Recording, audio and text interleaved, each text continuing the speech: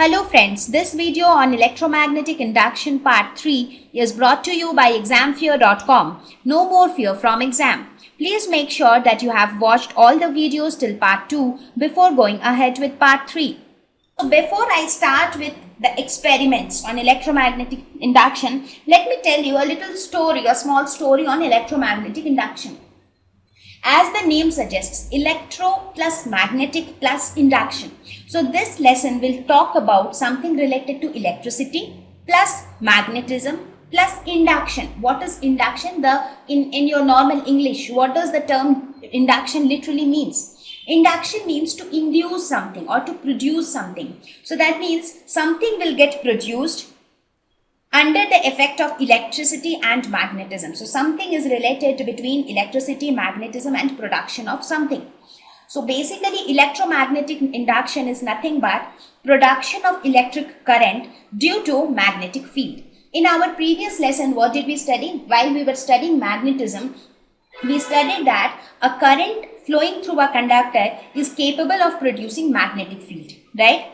Here we will study that a magnetic field is capable of producing current in a conductor. So it is just the reverse of what we studied in the previous lesson, right? So electromagnetic induction means induction of current due to magnetic field. Now long back there was a scientist named Faraday who performed a series of experiments, and based on the results which we obtained from his experiments, he gave a law on induction.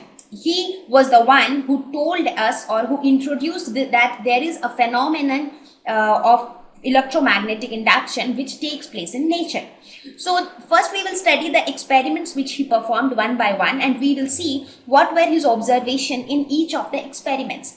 And based on the results of his experiments, he gave Faraday's law of electromagnetic induction. So let us look at the first experiment which Faraday performed. What he did, he took a coil. Here if you see, he took a coil and attached a galvanometer to it.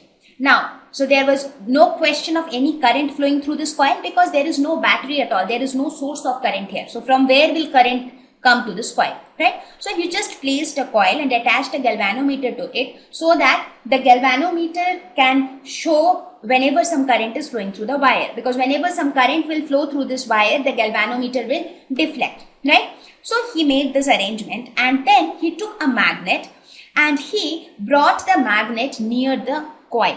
Now what he observed was that as the magnet was moved towards the coil, the galvanometer showed deflection. Similarly, as the magnet was taken away from the coil, the galvanometer again showed deflection, but in the opposite direction, right? So this was quite interesting for him. He felt that there is no source of current in the circuit. Then from where is this current coming? Obviously, the current is related to the magnet, because when I am moving the magnet nearer, the deflection is in one direction. When I am taking the magnet away, the deflection is in the other direction, right? And when I am not moving the magnet at all, there is no deflection. That means current is flowing through the coil when the magnet is brought near the coil. Current is flowing in the opposite direction in the coil when the magnet is taken away from the coil. It was also observed that if the magnet is moved very fast, the faster we move the magnet, the more is the deflection in the galvanometer. That means if the magnet is moved very fast, that means more and more current will flow in the coil. So the amount of current which will flow through the coil depends upon how fast we move the magnet, right? He also observed that if we do not move the magnet at all, and if we move this coil, if we move this setup and we keep the magnet at one place, even then the same effect was observed. So what was his conclusion? He concluded that the relative motion between magnet and coil induced electric current in the coil. So that means because of a relative motion between the magnet and the coil, a current was produced in the coil. Right? Now he performed another experiment to know more about it.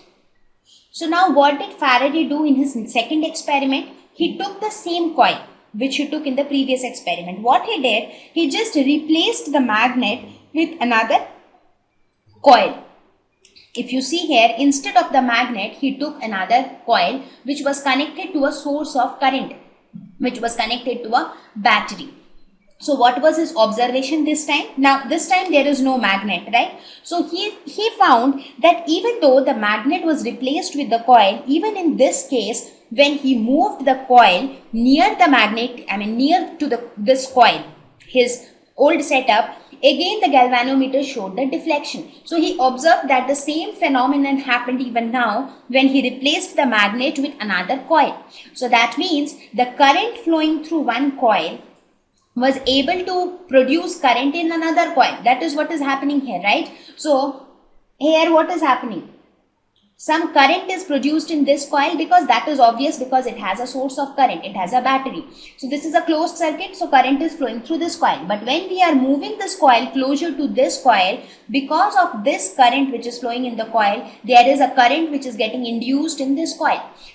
So what did he observe from this? From this he concluded that relative motion between coils induce current. So not only relative motion between a magnet and a coil induce current, also the relative motion between two coils induce electric current. So now what he did, he performed another experiment. So he performed a third experiment. In that experiment, what he did, he took the same setup again.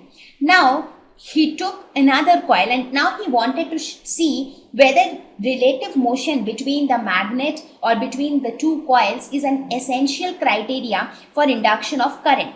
So what he did, he took the same setup, he took the other coil, and now what he did, he did not move any of them. Both were stationary, but he kept this circuit switched off. Right now the circuit is an open circuit. It is not switched on. Therefore, there is no current flowing in the circuit.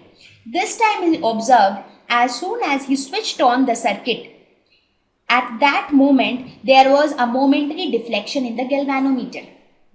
Again, when the circuit was switched on for a long time, then again the galvanometer showed no deflection. That means current was induced when the circuit was switched on, but after the circuit was kept switched on continuously, there was no current induced.